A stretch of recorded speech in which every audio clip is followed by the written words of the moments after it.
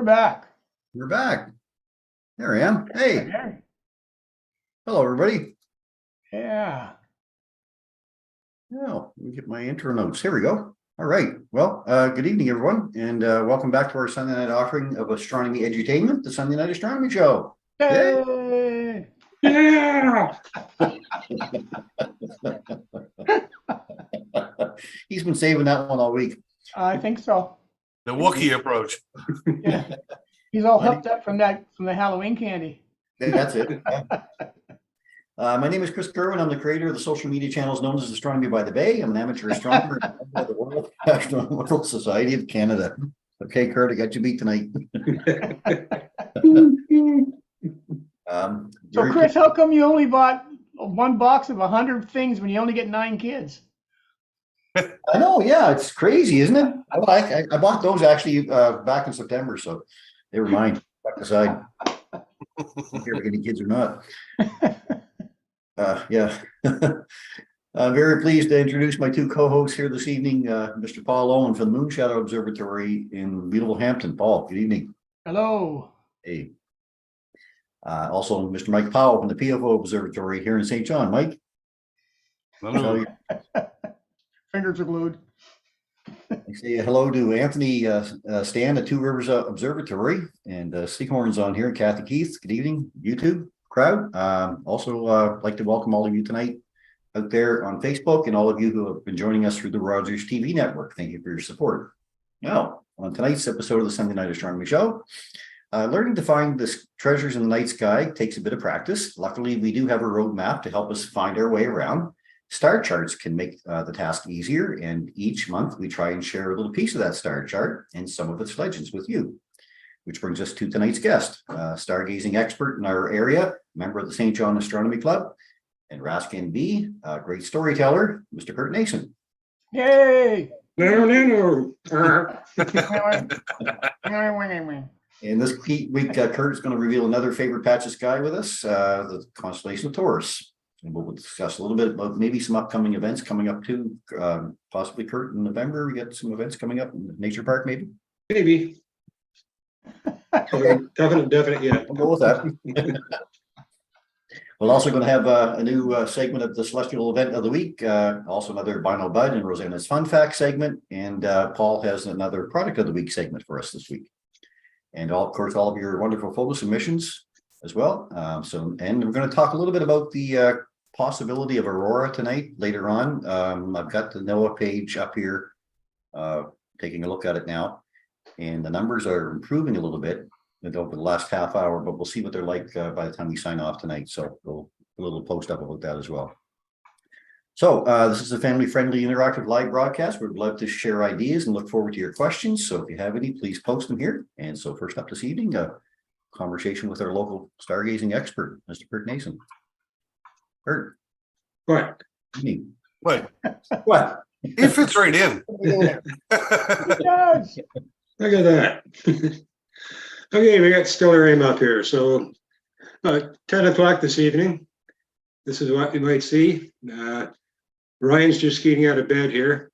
And we've got Taurus up above him. So it takes about 2 hours for Taurus to rise and a couple more for Orion. But they're always facing off against each other. And that goes way back to when I was 10 years old.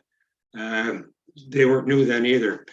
So I always have that picture in my head of Orion and Taurus, the bull facing off. And let's take a look what happens about in the morning here. Skip ahead about 8 hours. Oh, that's a little bit too far. Here we go. Rather than having one above the other, they're right down near the western horizon. Now they're looking like they're in battle position there.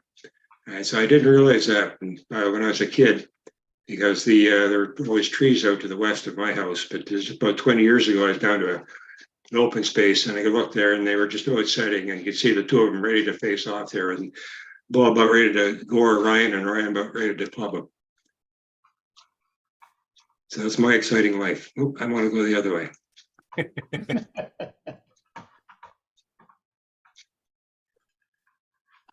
Right, back to the east. And let's make the bull a little bit bigger here. Take a look at him. All right, so there's Taurus. You see that we only have a half a bull there in the sky, like we only have a half a flying horse there with Pegasus.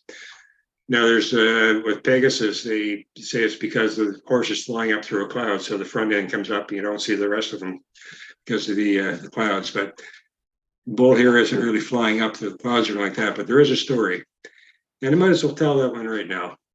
One of the most famous stories about Taurus the bull involves this guy up here, Jupiter to the Romans, but he was Zeus to the Greeks. And he was always looking around the land there from Mount Olympus, and he's looking off in the land of Sinus, which is in Lebanon. And he saw this beautiful woman there, probably a princess, really beautiful. So he immediately fell in love with her, and he schemed to come down and meet her. And so he changed himself into this beautiful white bull. And he came down, and the king there, he had a herd of cattle and everything. So this white bull shows up and saunters over toward this young woman called Europa.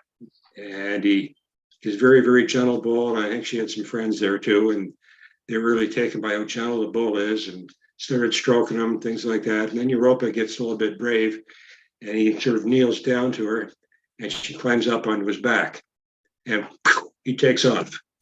And two stories here. One is that he reveals himself to her as Zeus and she willingly goes along with him.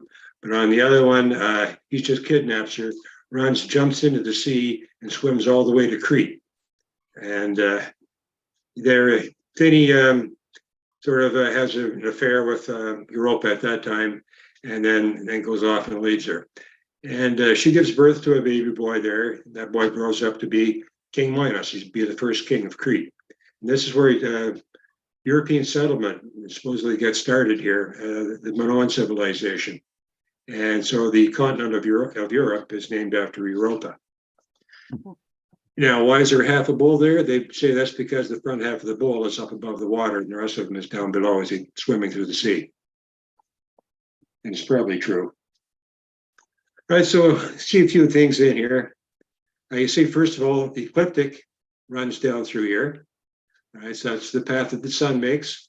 So about 5,000 or 6,000 years ago, when Taurus was first imagined in the sky, the vernal equinox, the first day of spring, where the sun is, that equinox was within the borders here of Taurus. Right, so it was more or less the very important one because they were following all the constellations along the ecliptic, and the most important part of the year would start there the first day of spring. And so that being in Taurus, this became a very, very important constellation. But now, this being several thousand years later, here's Earth. Earth is tilted like this, about 23.5 degrees. We just had an earthquake. Right? So it's like that. I know it looks like Saturn, but it's Earth with a handle. So it's tilted like that. So it's going around ecliptic like this. So the celestial equator runs from here on out, and the equator crosses the ecliptic in two spots. And that would be the spring equinox and the autumn equinox. But Earth does this. Every about 26,000 years roughly, it spins like a top like that, which means that point along where the equator meets the ecliptic, that's going to move along the ecliptic. So we don't have the first day of spring in Taurus anymore. In fact, now, come along here, here's you can see the border lines here of Taurus. And here's the toe of Castor in Gemini. It looks like this is the summer solstice right here. So it looks like Castor has just kicked the solstice in across the borderline into Taurus. So now, within Taurus is the first day of summer.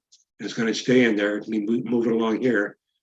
And it'll be a couple thousand years, it'll be first day of summer, the sun will be in Taurus. Right? So Taurus is quite big. You can see the constellation lines here, dim it down a bit, comes down this way just by the end of here where it's drawn in like that. Right? And see the lines come along here. The lines are all jagged like that. There's a reason for that. A century ago, when they made up the official 88 constellations, they drew the border lines on there based on, let's see which one, this one here. So you get your right ascension and declination lines. And you can see that the constellation lines parallel right ascension and declination. All right, so in Taurus, we've got a few bright stars in here.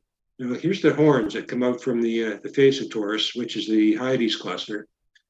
So one horn here is the tip of it is called Elnath, right? And Elnath means the budding one.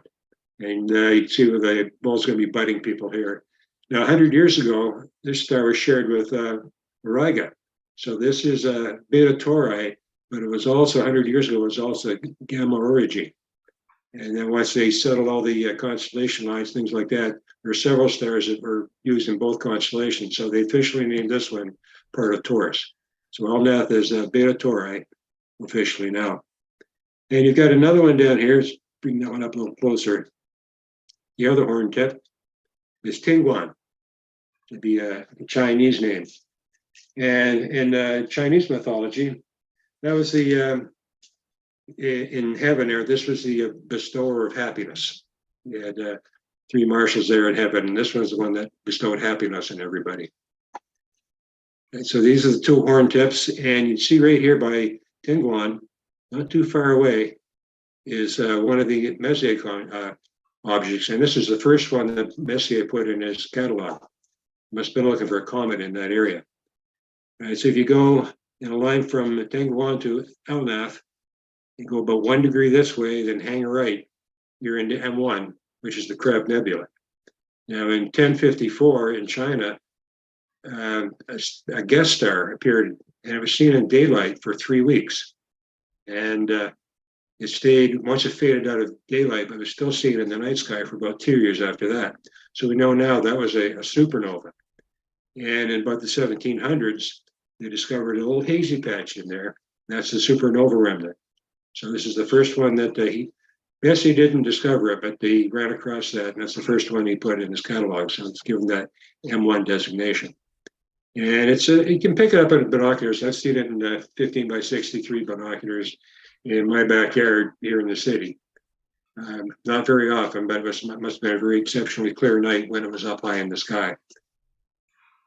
All right, so a few other things we can see here. Coming through the horn tips, in between the two horns, we've got the two open clusters, the NGC 1746. This one's about 6th magnitude, 1647, which is also called the Pirate Moon Cluster. That one's about magnitude 6.4, so these are easy to pick up with binoculars. And if you've been watching the show for many, many times, up in here, there's an asterism. And Bino Bud has talked about that one a couple of times over the past year or two. And let's point that one out. Right up in here. This is Davis's dog, named by John Davidson, or John Davis. And I think he meant that to be a beagle. A lot of people look at that and I think more like a dachshund. Right, but he's up there. It's a big asterism, easy one to pick up. Awesome. That one back. You doing that one tonight, Mike? No, but I should have. But Okay. what I am doing is very close. Okay. Another dog. All right, other things to see in here. So there's a Hyades in here. And this is a close star cluster. It's the closest star cluster to us. It's about 150 light years away. Right? And makes that V shape of Taurus the Bull. Now, when I was a kid, I thought this was Taurus. And I remember reading about the Hyades cluster. I could never see it. And it was many, many years before I realized that Taurus is a lot bigger. And what I thought was Taurus is actually just the Hyades. So the Hyades, they were daughters of the Titan Atlas, the guy who was holding up the sky. And Aethra was their mother. And we'll see that Atlas was must have been a really busy guy besides holding up the sky. So make a beautiful V shape in there. Now, this orange giant star, Aldebaran, that's not actually part of the Hyades. These are 150 light years away, roughly. Aldebaran is about roughly 60 or 65 light years away. It's about magnitude 0.8, something around there. So it's the 13th brightest star in our sky. And Aldebaran, its name means either leader or follower. A long time ago, I put it as a leader because where this was the area of the spring equinox. Aldebaran was the first bright star to rise up before the sun came up throughout the year. Beginning of the year is in spring. So that's where that leader came from.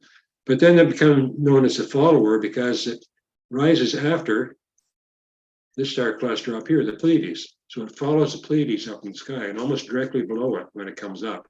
Directly below that rising is Orion.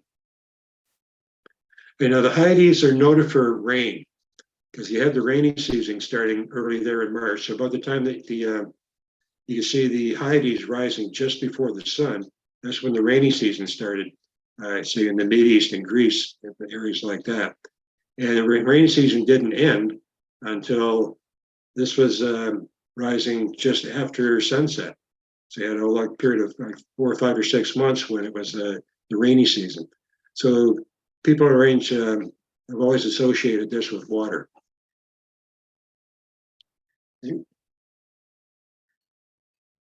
And let's see. Well, it's also called the Golden Gate of the ecliptic. Now, this being the ecliptic here, we know the moon is going to be within 5 degrees of the ecliptic. Right, so the moon can be passing through here quite often, and it actually can occult Aldebaran. I've seen that happen at least once. And it can also occult the Pleiades. So there's a period of about 3 years when it can pass through or very, very close to the Pleiades. And it's always a joy to see that when it's passing through. You watch that in binoculars and seeing all these stars blinking out as the moon passes in front of them. So it's been a few years since we've seen that, and it'll be several years again before we get that, say, 3-year period. A couple other things we've got coming up here in the Taurus, in Taurus, 2 meteor showers. We have the southern Taurus, which actually peak tonight, and then the northern Taurus, which peak a week from now, say next weekend. Either one of these is a really brilliant or prolific shower. Each one of them, I have maybe a maximum of 5 per hour under very, very good conditions. But they're broad peaks and they can overlap like that. So if you're watching the Leonids later on, or maybe even the Orionids in October, you might pick up some of these Taurids. Now, both of these arise from the comet Encke.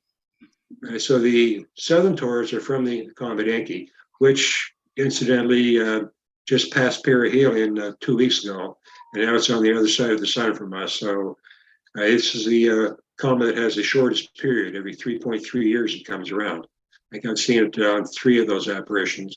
This time was a little too close to the sun, so I didn't get a chance to try for it.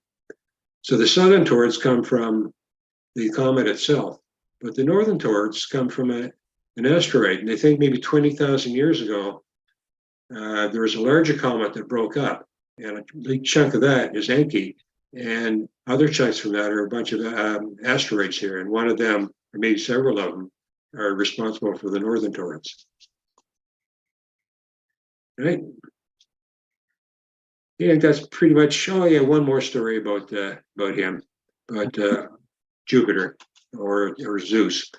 Okay. There's another one dealing with a bull, more or less. Again, Jupiter or Zeus had fallen in love with one of the priestesses of Hera, his wife, and she's a very beautiful woman again, named Io.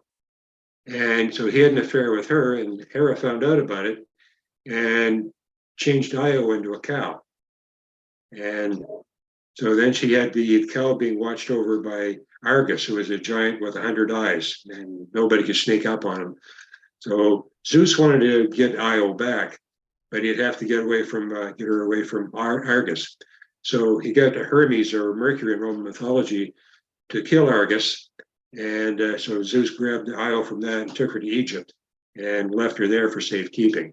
So in Egypt, the bull in the sky is also very famous. So one of their main gods, Osiris, is shown with the head of a bull, and his sister and wife Isis is the head of a cow. Yeah, that's enough bull for now, and pass it back to Chris. Enough of the bull for now. Yeah. Awesome. Thanks. Okay, stop share there. Thank you, sir. You're welcome. I love that constellation. It's always nice to see that one rising. I mean, I know that what comes behind it, I don't really like, but still nice to see it rising. And the Pleiades, we're gonna, chat a little bit more in a few minutes here. Okay, we're gonna go from there to a vinyl bud next.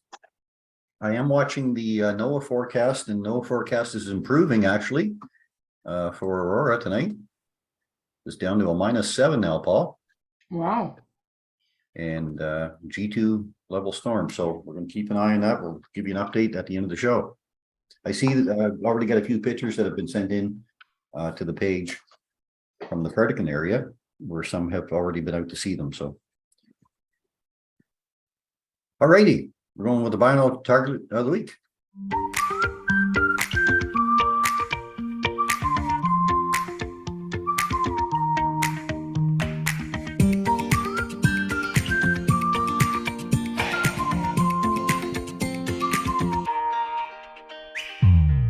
All right, binocular target of the week. This week by Bino Bud is the smiley face.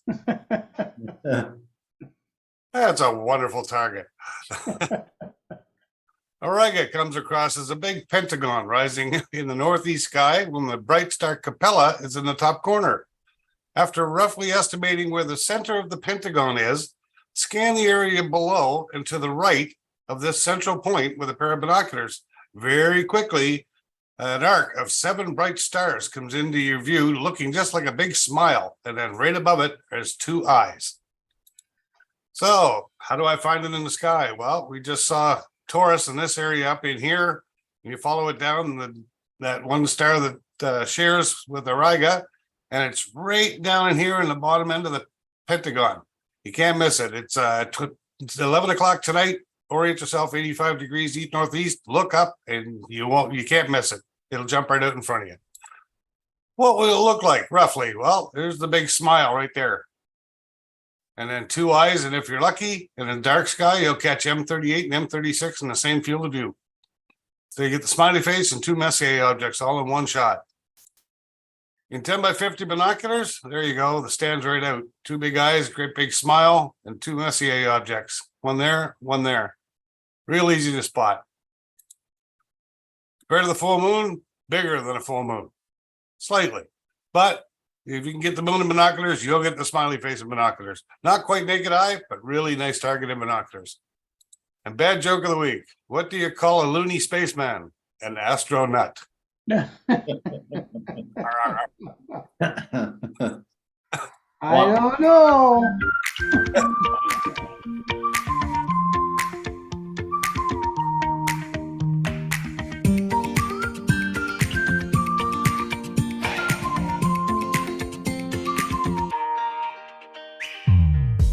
Awesome. Thanks, Mike. Binocular target of the week by Bada Bud. Awesome. And there's another smiley face that looks just like that. It's just off to the left of the western wing of Cygnus. Oh, really? Oh, okay. Cool. Up in that, Cygnus, that spot, yeah. Yeah. We must have captured that somewhere in a photograph. Let's say hello to Maurice Stewart here. Maurice watching from Toronto and shared with my group Caribbean Cultural Vibrations. Awesome. Oh. Let's go there.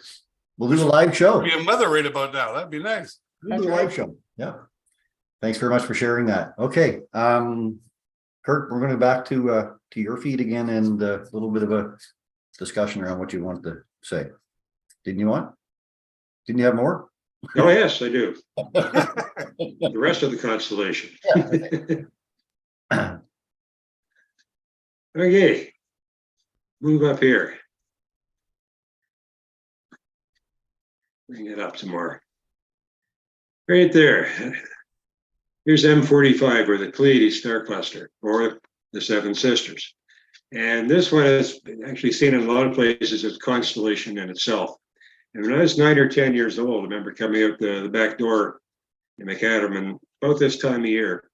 And I've been watching the sky for a while. But then this one appeared above the trees across the street from me. And I hadn't seen it before. And I looked at that and I said, wow, I've seen books and I haven't seen that as a constellation. So I invented it, a constellation. To me, it looked like, and it might have been one of those nights when the sky wasn't very steady. We had poor seeing. So all these stars have been twinkling and reminded me of a lamp. Like there's the little chain on the lamp there to turn it on and off. So it's okay, I've invented a constellation. And one of my big disappointments in life was finding out later on that this is actually the Pleiades star cluster. But I got over it. All right, so they call the Seven Sisters, although most people can see six, and there is a story about maybe one of the being a lost Pleiad there. All right, there's if you can see seven, you can probably see nine, because there's a few of them that are roughly the same magnitude, which are just below the seeing limit for most people. And one time, 15 years ago or so, at the star party in Macquac, put the telescopes away about 3 o'clock in the morning and had, I think it was just two of us up at that time, and had two or three refreshments there. And I was watching Pleiades come up, and I think my eyes settle like that. And I was quite sure I counted 12. But it probably turns out that I was seeing each one twice. Sometimes those refreshments will do funny things to you. I thought I could see 12, but maybe I didn't. Maybe I just saw 6. I get maybe a 6 out of each eye. And so the Pleiades here, they can see different things apart from the lamp. In some areas, they could be were seen as doves or pigeons. Now this goes back maybe to Orion when he was in love with these girls here. These are actually 7 daughters of Atlas and Pleione. So Atlas is pretty busy there. He's got 7 daughters here. He had 5 daughters there with another woman as the Hyades, and I think he might have been father of some of the Hesperides as well. So he wasn't holding up the sky all the time. All right, so among these ones, Orion was in love with them, and they were afraid of him, the big giant there with the club and things like that. Now, a couple of stories. And one, they went to Zeus and said, we're afraid of Orion. So Zeus made the bull in between them to keep him away from them. And another story, Zeus had changed those 7 sisters into doves. And so they flew up into the sky so they could be away from Orion. And so they've been seen as doves. In parts of Greece, they were seen as grapes, so grapes growing in that area. In China, it was called the hairy head. So if you get, sometimes you might see a little hazy in there. And actually, if you look at photography in here, Paul's done some great shots in here. Once you take some images in here, you can see a lot of dust in here. So the reflection evidence in here, especially around the one called Merope. Now, this isn't actually the cloud of gas and dust where the Pleiades were made. The Pleiades are about 125 million years old. Now, 20 years ago, when I was reading, they were 50 million years old. So somehow over the next 20 years, they aged another 100 million years. It's just that they're getting better measurements of them here. So in 125 million years, they're traveling at roughly 50 kilometers per second as a group through space. So they're passing through this cloud. It's not the same one that they were formed in. They're just passing through. Okay. So it's called the hairy head there in China. In Japan, I probably know this, it was called Subaru. And the reason that the car has that name is there were 5 other car companies there pretty much under the same group. But then the CEO of the companies, he wanted to form a giant company based on these 5. And so they had this one company plus 5 small companies. The 5 small companies made one. So it's one big company made out of 5. So that gives you 6. So those 6 stars of the Pleiades we looked at as being Subaru. And he got the name because they had a contest to name the new company, but he didn't like any of the names that come up. So he was a big fan of the Pleiades from way back. So he gave it the name Subaru. And if you look at the logo on Subaru, you'll see 5 smaller stars and 1 large one. Denote the company, and they look in the shape of the Pleiades.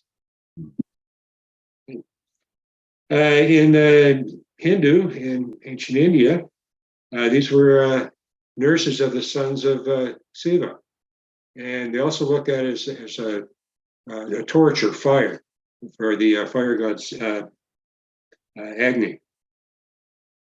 In Australia, they'd seen these as 7 musicians, all girls musician band. And they were making music for three young boys who were the Belt of Orion. And more local here, at least in North America, the Hopi and in New Mexico, they saw them as seeds. And so when they could see the Pleiades rising just before, or actually setting just before sunset in the west, they knew it was time. This would be spring, getting close to spring. They knew this is the time now to start planting our early planting of the crops. And by the time they could first see the Pleiades rising in the morning sky in the east, this was pretty much the end of their planting season. So if they didn't have the crops in by then, it would be too late. And then once they get the Pleiades, see the Pleiades rising just after sunset in the east, they knew it was time to bring in the crops. And so here and in several other areas too, their agricultural season was based on the Pleiades. And so the Pleiades is act as a calendar for many civilizations. And one of these is when the Pleiades cross the meridian. Right, so when they're due south and at their highest in the sky, that was a time to celebrate the dead. So right, pretty close to Halloween, especially this would have happened, a couple thousand years ago, when the Pleiades would have been transiting the sky, maybe in late October. So we have all these celebrations in different cultures, celebrations of the dead, right around this time of toward the end of October, early November. And this is one of the cross-quarter days where you're pretty much halfway between first day of autumn and the first day of winter. And the Pleiades are also celebrated by the Druids in the springtime, when it's halfway between the first day of spring and the first day of summer. That's another cross-quarter day, and it's traditionally called May Day. But the Druids had another name for it based on the name of Taurus. All right, so we got all these things to see. Now, there are a lot of different stories about the Pleiades from different areas here. So one of the local Aboriginal ones, this would be from mainly from the Onondaga, which was the Mohawks, say in New York State. And there's a group of them, a small group of villages. They're traveling through, somewhat nomadic during the summer, looking for a nice place to be for winter. Someplace to be, say, a rich area where there might be lots of wildlife, near a lake where there'd be lots of fish, you give them lots of food, and maybe lots of crops around their natural things growing. So they're on the move, and they found this one spot in southeastern Canada, a big, beautiful lake, and they call it the Beautiful Lake. And so they spent their time making camps for the winter and getting the food in, things like that.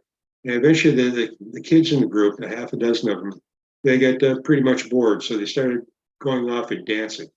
And so every time for the late afternoon, they go dance around, having a good time. They come back home for supper. And eventually one of them, the youngest one in there, decided, well, we should be doing more than this. He said, let's get some food out here and we'll dance and we'll have a feast.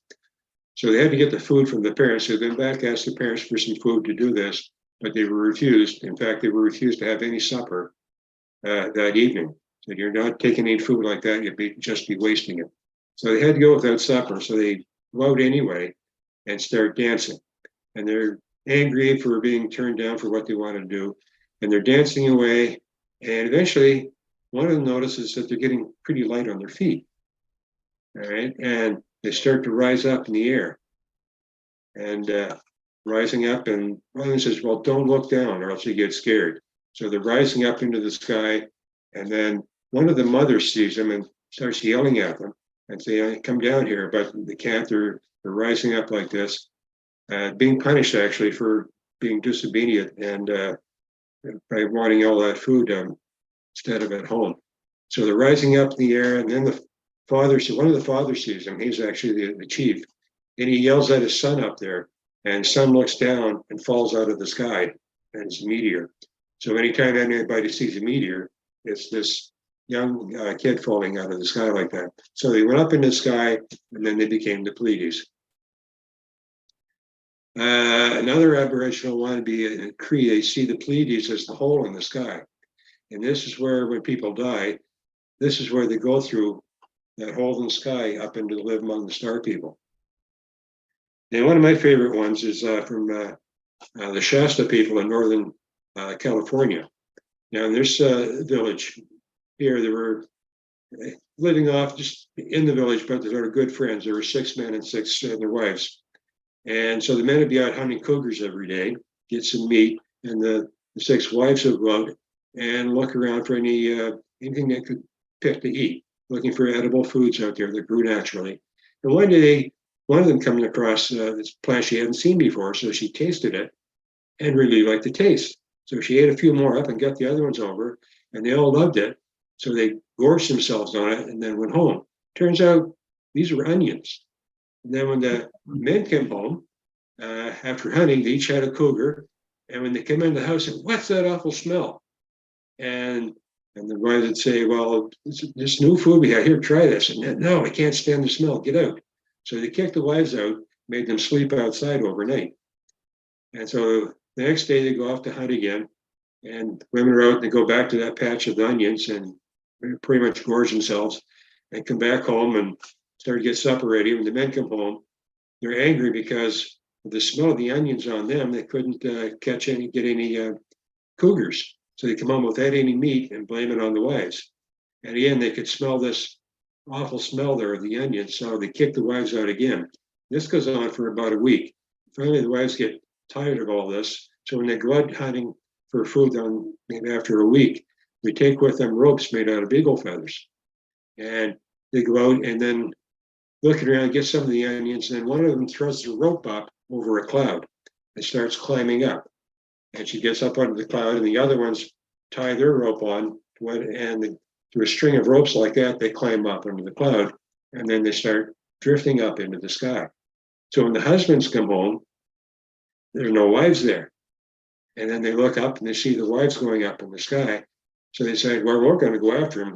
They're hungry and they're also lonely because they think they're going to lose their wives. So they run over and grab their ropes and throw it up in the sky and start climbing up. So as the women are climbing up in the sky, they look down and see their husbands coming after them. So they yell at them, tell them, "No, you can't come any closer." So the women are up there as the Pleiades and the men are up there as the Hyades. And there are probably no onions up there to eat, so eventually they might get together. Now, a lot of stories about a lost Pleiad, because in most places it's 7 people, like there's 7 sisters, or most of the stories about this have 7, but now we can only see 6. And so there are some stories about one of them getting lost. Now, one story is the Electra is one of the sisters. Most of these Pleiads, they had married gods. Right? So Electra, her son turned out to be the founder of Troy. And it says when they went into battle with the Greeks over Helen of Troy, she could see that the Troy would be demolished. So she was embarrassed by that and sort of hid her face and left. So they say that might be her. There's another story about perhaps it was Merope who married sort of outside of her. So she married a common man and was perhaps embarrassed by that. So she hid her face. So she might be the one that's missing. So there must be something happened there to have one of the stars either dim somehow, perhaps some strange variable that lasts a long time like that, or perhaps I was thinking maybe there's maybe a binary star out there where they were a double star and maybe got close enough together so we don't see them as one anymore. So most people can see 6. Really good dark sky with good eyes, especially young eyes. You might see 9. Stephen James Amir, I believe, has seen 18, and he's got super eyes. He's well known as an observer. And I think that pretty much covers anything I want to talk about with the Pleiades. So I'll get out of here. Thanks, Curt. You're welcome. I see lots of spots in front of my eyes, but they're not usually stars. Yeah. Great chat. Love that cluster. It's a beautiful cluster. There's a lot of stuff in there that I didn't realize with that. One being, of course, the dust had nothing to do with the stars. Okay. Yeah. Yep. Yeah. Almost as nice as Cygnus. Okay, let's move on to a celestial wonder of the week. I'll do that really quick. Yeah. Gonna be short, and then we're gonna go. Oh, actually, let's go to the product of the week first. Yeah. Yeah, Paul. There we go. There we go. That's a short story. And that's the wonder of the week. There You we want to go. run through it real quick, or? All right, I'm going to share my screen and see if we can't do this. See if we can't make it happen, number one. And this is this week's product of the week, if I can find the thingy.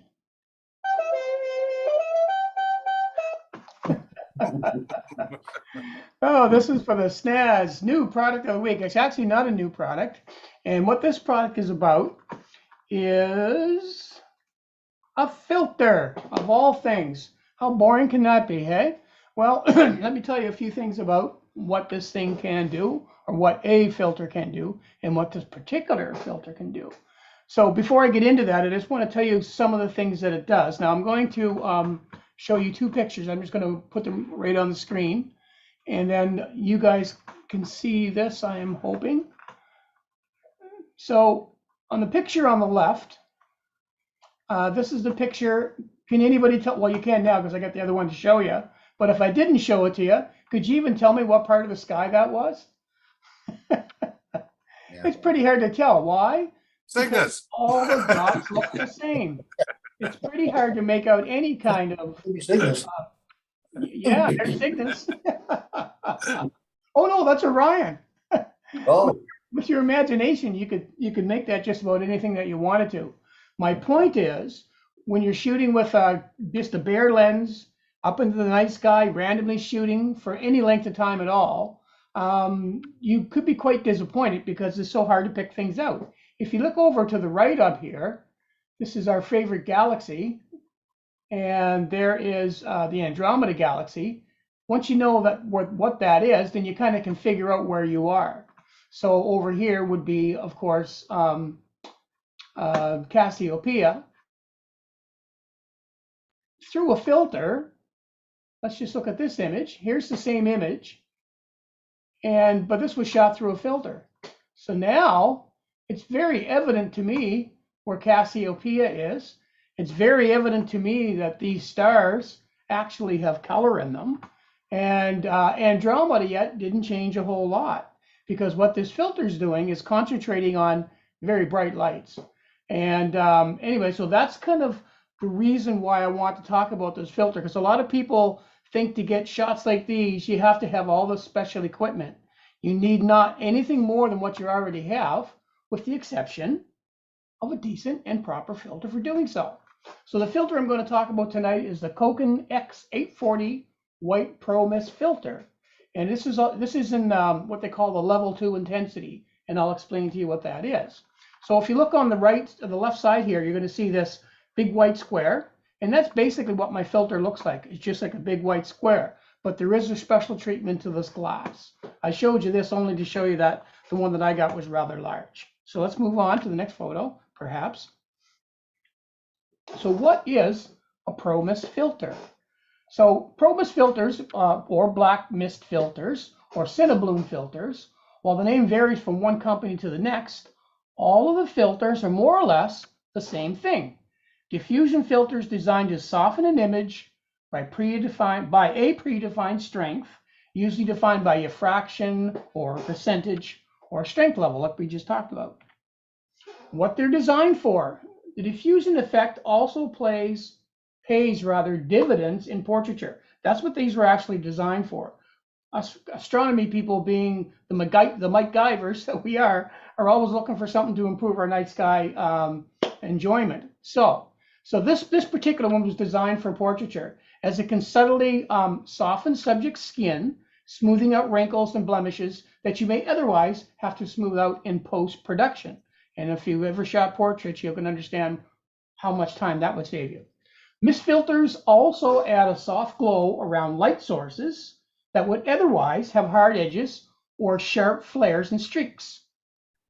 With the right filter, when used for astro imaging, these filters are very effectively show constellation patterns much more clearly by bloating larger stars, helping separate them from the smaller stars, and more importantly, or just as importantly rather, retain their natural star colors. So here's an example of how this filter works just from shooting it in the house. So the image was taken in my basement with a mirrorless camera, And I just used a 24mm lens with and without the filter. So on the left side, it's apparent that that's without the filter, but on the right side, that is with the filter. So the first thing that I noticed was it took funny sharp shapes, like if you look at those lamps, for example, the ones especially that are facing away from the camera, it took that shape and turned it into a nice round ball. So it really does create that halo effect around whatever the object is. So therefore, if it's doing it around your stars and they happen to be oblong or kind of weird shaped or some kind of artifacts going on with the camera, it will actually soften them out quite a bit, which is really quite outstanding. But what I really noticed was this. I wanted to find out, am I also getting basically an increase in halo effect and softening, or am I getting any other benefits? So what I did is I took both of these photographs, I put them into Photoshop, and then I took the tool that allows me to measure brightness values, and I measured the brightness values. And after taking the images with the identical camera settings, the filtered image, when measuring with brightness values, was considerably lower than the non-filtered image.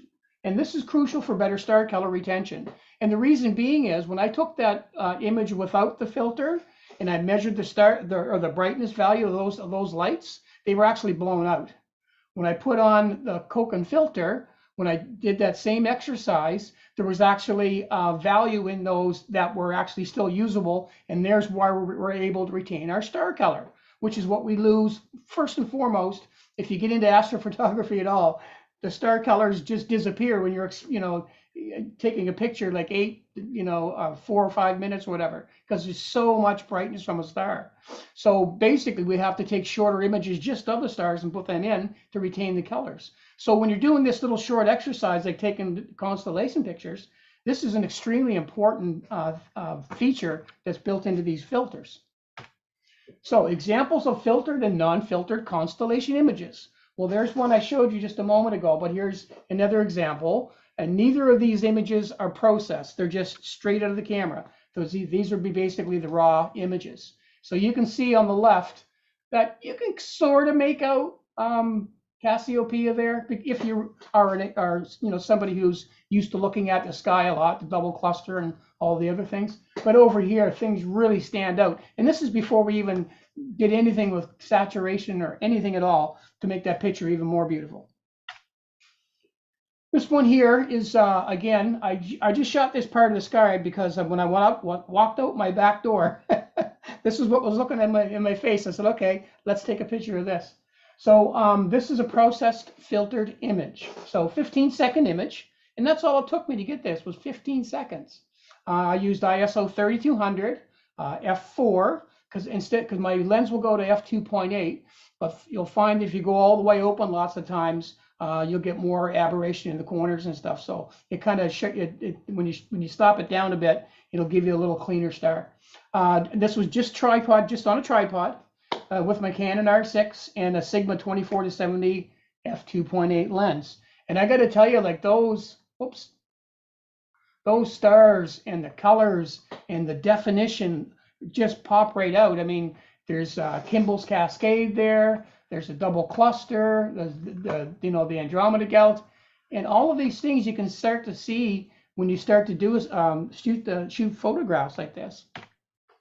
There's another processed image. This is Chris's favorite part of the sky, and this is in the Cygnus area, Chris, in case you didn't know what this was. And you can clearly see there's Deneb, there's Lyra. And there's the coat hanger even, right down here. You can see the Cygnus the Swan, Sidar, the North American Nebula.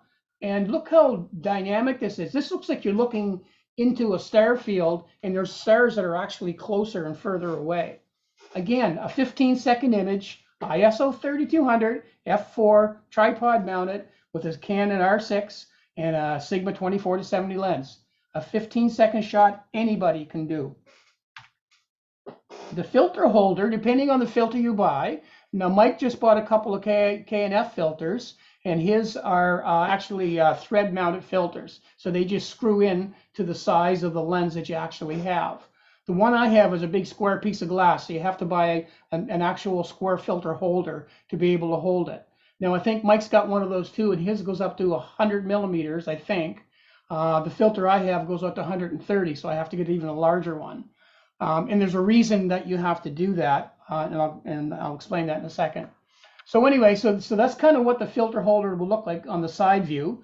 It's like any other kind of filter holder. There's going to be an adapter on the back, or not an adapter with threads on the back that you can actually screw onto your camera.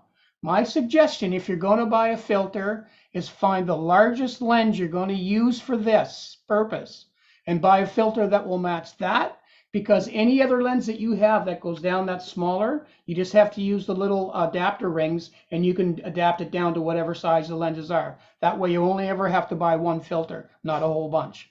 So that would be my recommendation from this. So it's just a square filter holder to hold the filter in place. So the price of the Koken filter in Canada, Canadian dollars, on Amazon was $114 plus tax for the size filter I have. Now Mike got some really nice black mist K and F filters. I think for a pair of them, 67 millimeters. Mike, is that what it was? Yeah. 67 mil for less than $100. Yeah, they were $59.99 plus tax. And there were two values, weren't there? There was two different strengths. Yeah, a quarter and an eighth. Sorry, I thought it was a half. It's a quarter and an eighth. Quarter and an eighth. And so, and I wanted to point that out because there are different values of strengths that you can get in these filters, and it's important that you kind of experiment and find the one that you want. I'm going to make a recommendation. I put an address for a video or an article rather that was done by Alan Dyer, and he did this in the Astrogear magazine. And what he did, because Alan Dyer's been doing this kind of stuff for years, and he used a certain filter for a long time, but he compared it with two others. We actually did some comparisons with filters, and when I read Alan's article, this led me to know exactly how to research and find out what I needed to know about filters for the use that I wanted. And his recommendation on the one that he had tried, one of them anyway, had a strength, we'll call it, of 3, and he recommended that you can get them too strong because they will overemphasize and overbloat. And he recommended something just a little lighter, and that's why I went to the number 2 Koken instead of the 3. And I'm glad that I did, and I'm glad I read his article. So that's the link to it right down there if whoever wants to screenshot that link. And other than that, I think, excuse me, let me just see if I can't get back out of this. And that's this week's product of the week.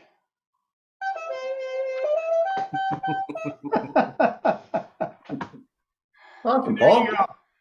Nice, nice filter.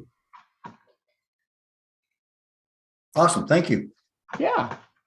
Okay, we're going to run a little bit long tonight, folks, but we're going to try to get through our next couple of segments anyway. So just bear with us.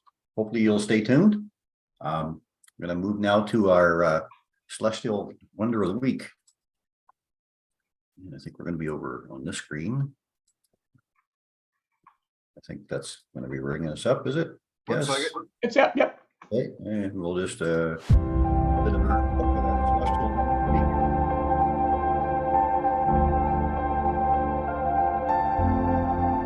And this week, celestial wonder is going to be the close approach of the moon and Venus.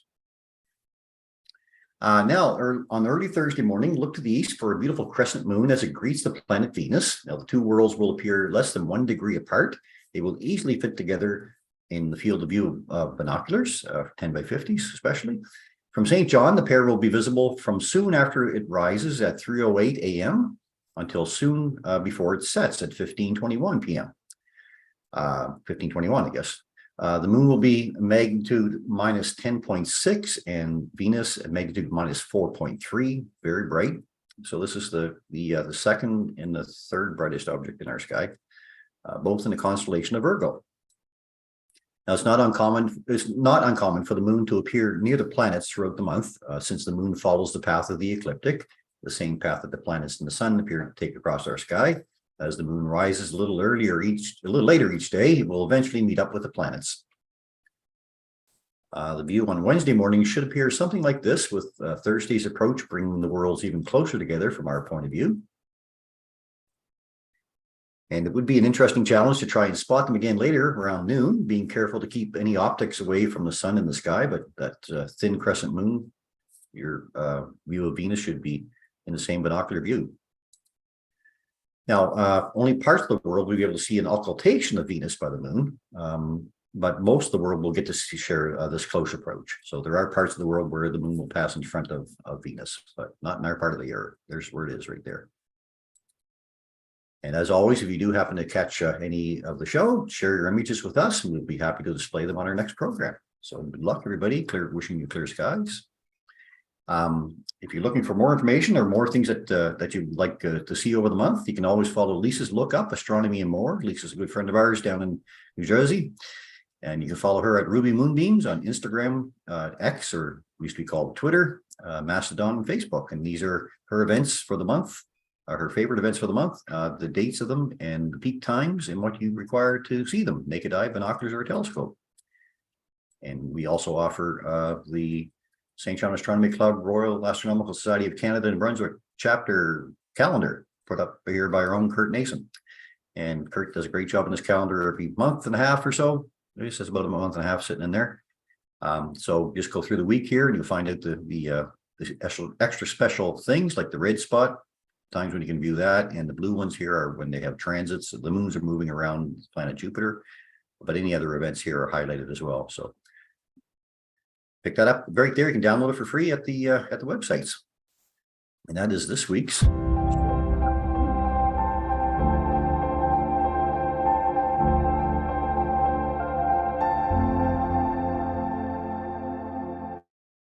That's all I get to say about that one. There's a lot of red spots on that calendar. Yeah, there is. Some pile. Man. Okay, we're going to go from there to a Rosanna's Fun Fact. All right. For a few photos and then sign off. All right. Let's see if we can't make this happen again, number one. And this is this week's.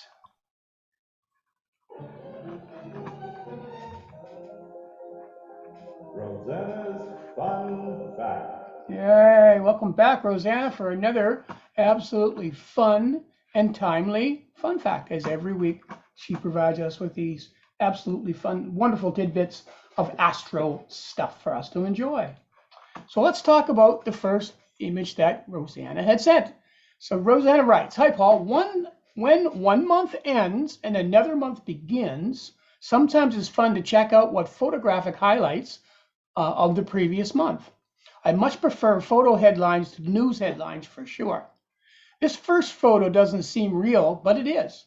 It's a perfect ring of fire captured by John Melson of the annular solar eclipse on October the 14th of this year. It was taken in Albuquerque, Mexico. John was only 2,200 feet from the center line of the eclipse." So, well, it doesn't get much better than that. John also put together an exquisite montage of the event as well. And so as you can see, all the various phases that went into that annular eclipse.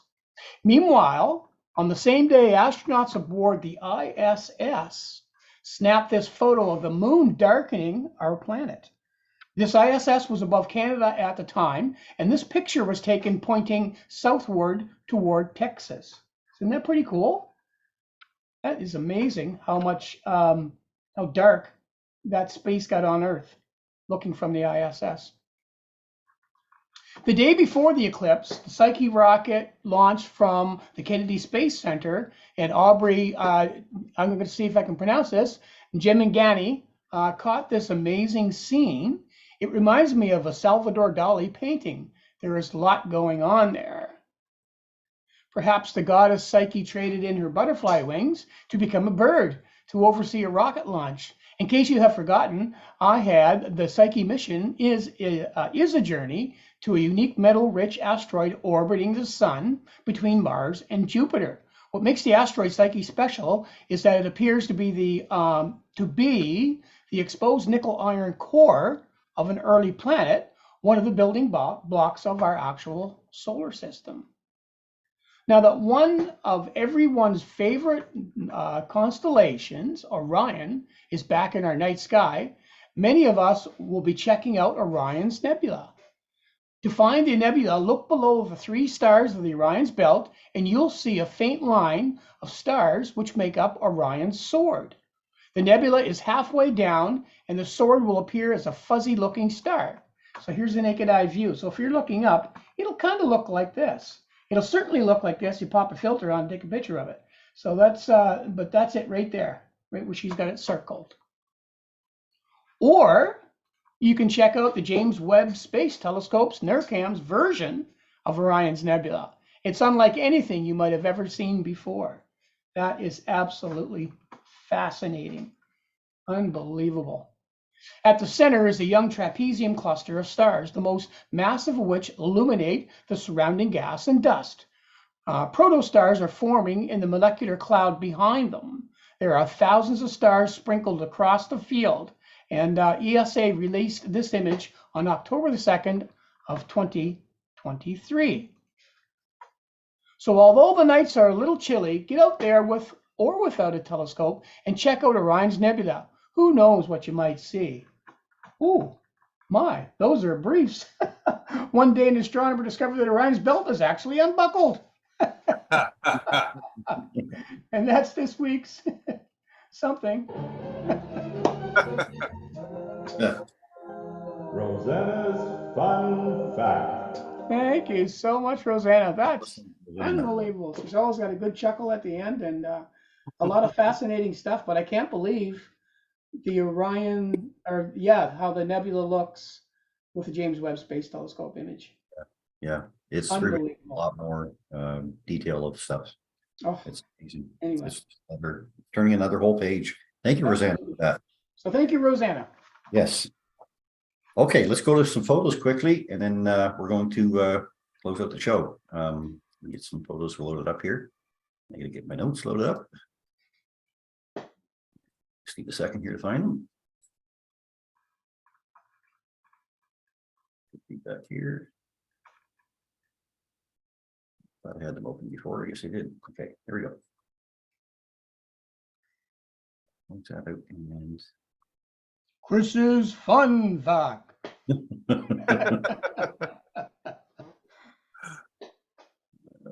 Ow. Ow. Where's that guitar? With there. Okay. All right. Here we go. Share screen. Screen 4. There, screen 4. There we are. Yay! Hey, we made it. Okay, these come from Harold Locke. Harold says these lunar are from the early evening of October the 26th, 27th, 28th. The 27th color image should have been more black and white. In the camera raw filter, I chose vivid color just to see what affected it instead of Adobe color. They were all converted using the black and white main menu with the same setting I normally use. Also, this was the first time noticing a variation in the rate of illumination from day to day as the moon progressed to full. Something he was not aware of before, he said. Oh, cool. Nicely done. Thanks, Harold. Yeah. Any ideas why that happens, or Kurt? 95% waxing, 99% waxing, and a 99.8% waxing. Different levels of illumination from day to day as the moon progressed to full. I guess that's okay. Well, as you're getting to the full moon, you're getting the light coming directly back to you, and right. There's also going to be, say, less shadows through the craters, things like that. Right. Gotcha. Okay. Opposition effect. Sounds good. I like it. Opposition effect. There you go, Harold. Thank you for that. Dan Garrett sends this one in through the clouds with an 80mm refractor. Of course, this was the annular eclipse there. 20mm Kellner eyepiece and handheld Galaxy S21 cell phone. Not bad, huh? The cell phone. Oh. That's fantastic, really. Good job. 80mm refractor. Yeah. Good stuff, Dan. Thanks. Emma McPhee sent this in. She says, hi, Chris, attending an Acadian history class in Amherst. Of course, I always have to look up when I'm outside. 9:20 a.m. November 3rd. And another one here. Oh, rain coming. Yeah. Thanks, Emma. This Cool. one came from Mary Craig, the moon on Friday morning. Wow. Wow. Big moon bow. Gonna move from that one to thanks, Mary. Dave Anderson sent this one in. Dave's a first-time contributor, I believe. Love the show. He said, great inspiration for visual and photography. My first try at M33 Triangulum Galaxy on a nice steady night at the North Frontenac Observing Park in Ontario. North Frontenac was the first municipality to achieve dark sky status in Canada by the RASC. Cool. Awesome. 47 minutes of exposure with an ASCAR 300 refractor and a Canon T8i camera. Well done. I wish my first try looked that good. Yeah, really. That's Well fantastic. done, Dave. Thanks very much. Okay, I'm going to go from there to Matthew DePray's capture. He said, hey, Chris, just finished capturing and processing this photo of M45. Hey, good timing for that one. It's Yeah. 1 hour and 44 minutes total exposure time using 2-minute subs. It all was captured with my Celestron 9¼ with Hyperstar and an ASI 2600 MC Pro. Beautiful picture. Yeah, Beautiful. it turned out nice. Yeah, nice detail there. All that dust that doesn't belong there. Yeah. Yeah. Needs a Great. Swiffer.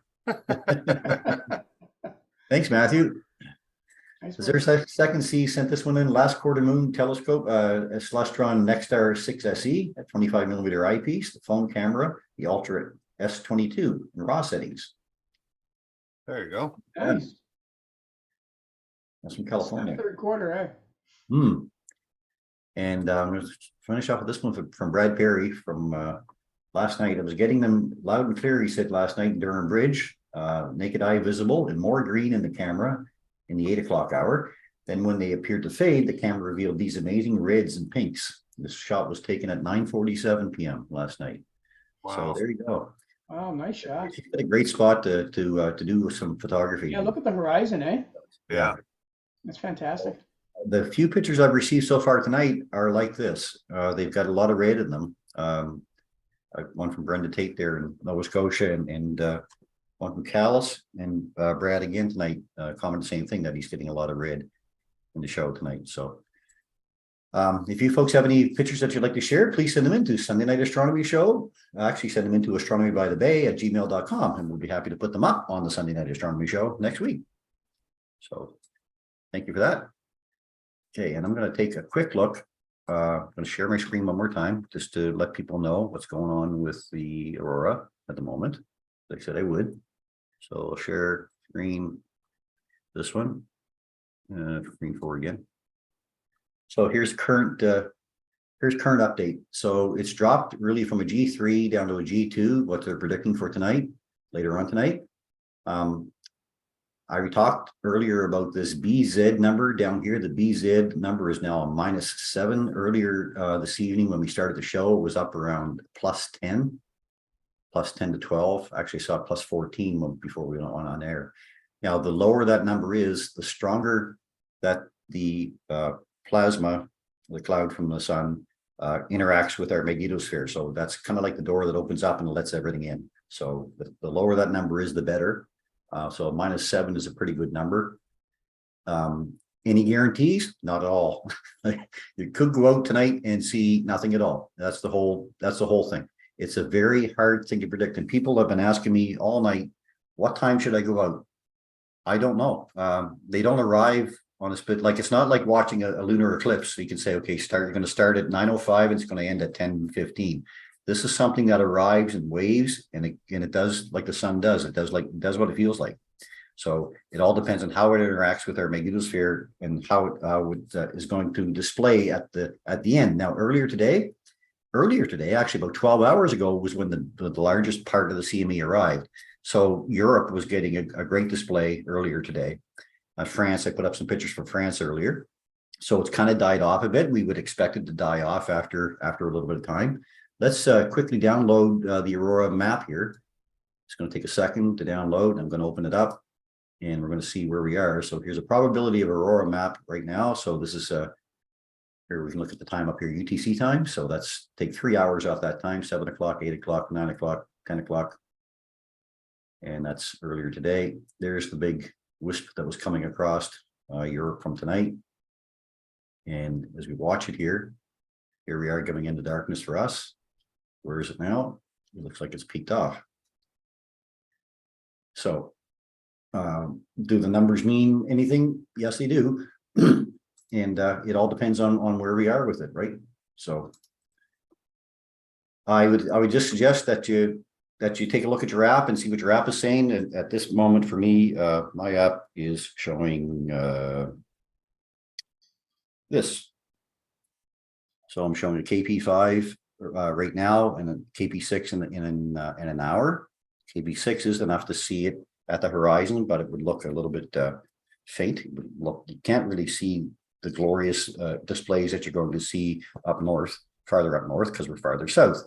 The BZ number right now is a -7, so that's a good number as well. So if I was to chance it tonight, I might go out tonight.